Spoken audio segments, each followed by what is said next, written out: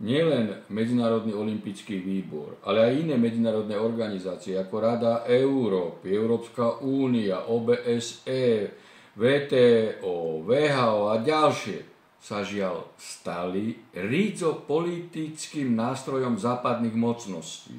Ide o komplexnú rusofóbnu politiku namierenú na poškodenie Ruskej federácie a zväzových štátov, najmä Bieloruska. Priamym dokazom toho sú sfalšované informácie skorumpovaných predstaviteľov Medzinárodného olympijského výboru a žiaľ aj niektorých funkcionárov v Rusku. Mám na mysli Grigoria Rodčenkova, bývalého šéfa dopingových laboratórií, ktorý sa nechal už v roku 2014, kedy sa Krym vrátil späť k Ruskej federácii, kúpiť tajnými službami USA a Veľkej Británie. Navždy tak táto osoba zostane hanbou údajne nezávislého Medzinárodného olympijského výboru. Druhá moja poznámka je ešte tvrdšia. Týka sa premyslenej zákernej politiky lákať jednotlivých ruských a bieloruských športovcov, aby vystupovali v tzv. Neutrálnom stave alebo s bielými zástavami.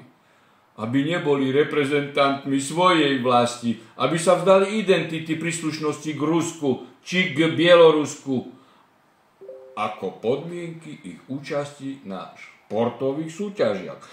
Tieto procesy sa začali objavovať pri zvyšovaní medzinárodného tlaku proti Rusku, ktoré sú a vždy boli jasne riadené nenávisnou politikou najmä Veľkej Británie a USA.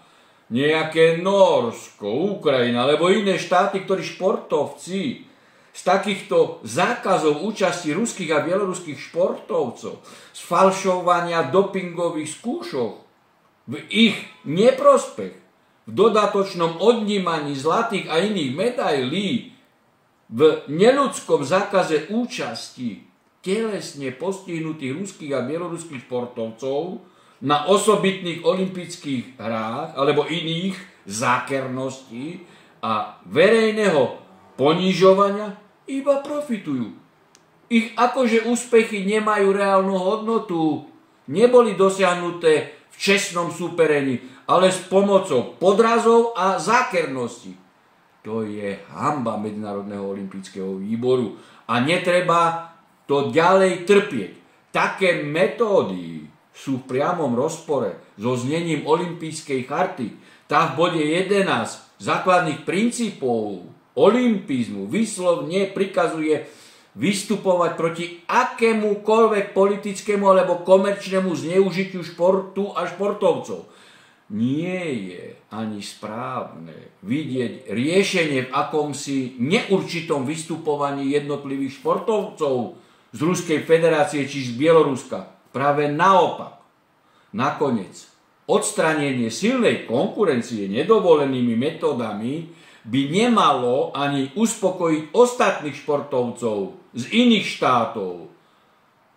To nie je čestné súperenie, ale sú to politicky motivované podvody a porušovanie existujúcich predpisov. Myslím si, že hrdosť športovcov z Ruska a z Bieloruska a nepoddanie sa podvodom a politikárčeniu Západu je jedinou správnou reakciou a najlepším príkladom pre všetky štáty sveta.